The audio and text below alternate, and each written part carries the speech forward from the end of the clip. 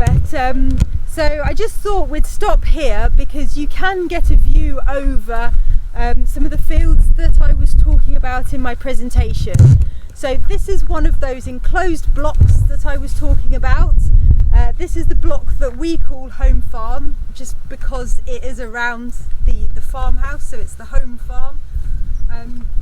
And it's where we're going to be starting our holistic grazing, it's where we're going to be starting our tree planting, and essentially because it is the first place, it'll probably be where we trial a lot of things.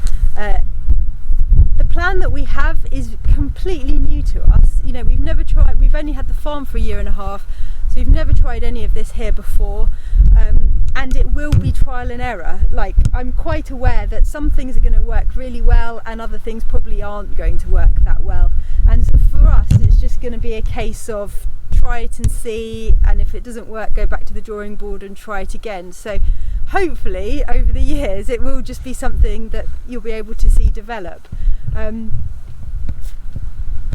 In terms of how we split the holistic grazing fields and the more extensive grazing, as you can see, the fields that are kind of closer to the coombe are a lot steeper. Those are mainly going to be our kind of extensive grazing fields. So that's where we're going to be planting those blocks of trees in each field, and it will be treated more extensively. So the animals will just come in and they'll be able to roam around, especially in winter. Like, you can feel up here as well, the breeze. This only magnifies itself by about 300-fold in the winter.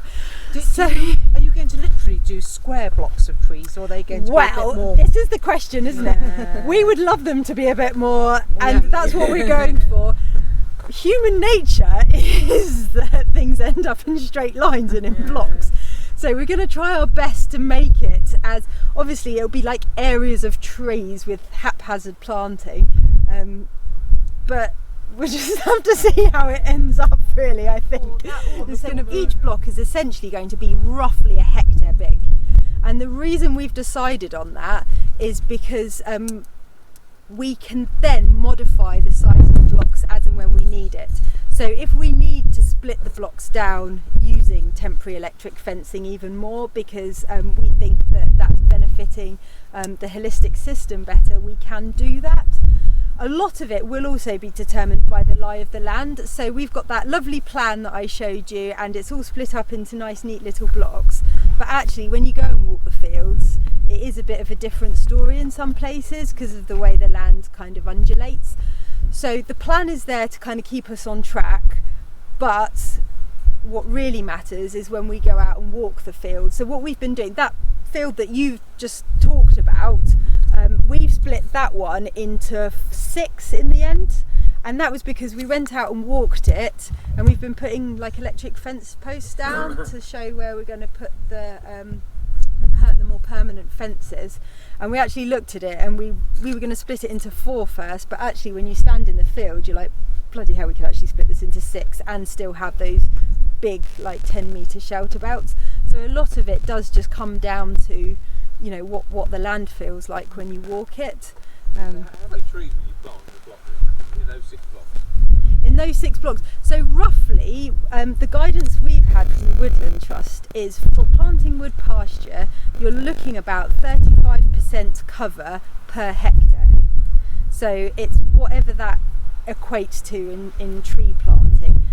Obviously over time you're going to lose some because some will die, there's, you know, some will get eaten. 3,500 square metres per hectare. You know, there's statistics and there's numbers and there's suggested research figures, and then that actually comes down to how can I plant that on the ground and what can I personally do. I think whatever we do is going to be a good thing. Like, I know that sounds like a scary number of trees, and it is, but actually, you know, and this comes back to your vision and your plan and the timelines you have to do over this stuff, to do these things on. They're not going to happen overnight. Even here, you know, it's taking us time to get things going, to get fences in, to get trees planted, but I think it's about having that ambition to do something and just to make a bit of I agree with that. It's the, you know, I would suggest the biggest challenge here is going to be establishing the trees. Yeah. Yeah, so I just wondered, you know, what's the strategy for so establishing tree, because you put 1s and 2s in, they'll really no, they're going to be planted in blocks essentially, and like you said, then thinned out, and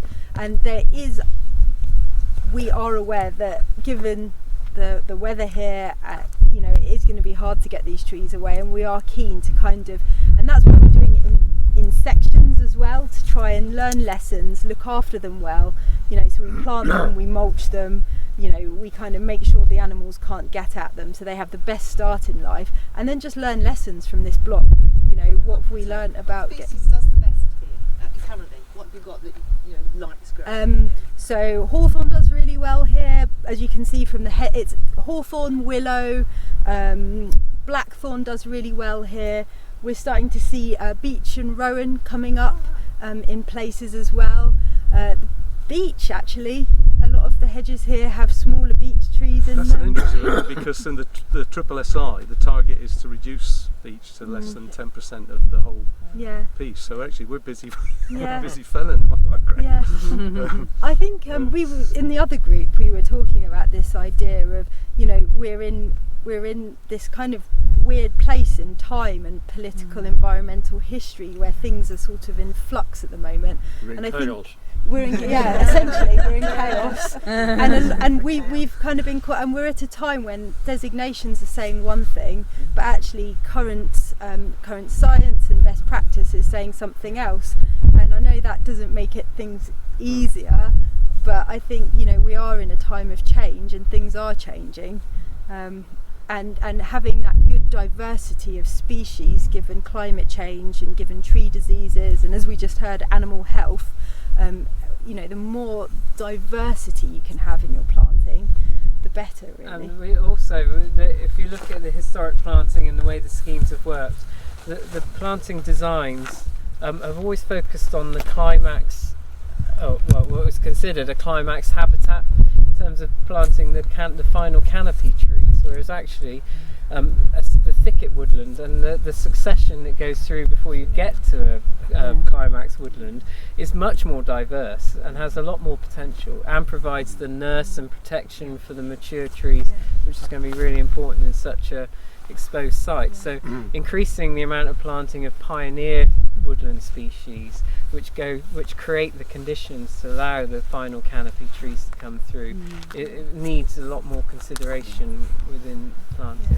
On this site, all this wind exposure, it's going to take years to get to this climax, if it ever does. But historically, the Forestry Commission schemes would have been looking for quite a high percentage of the climax species in there, missing out on the birch and everything else that comes. And the gorse.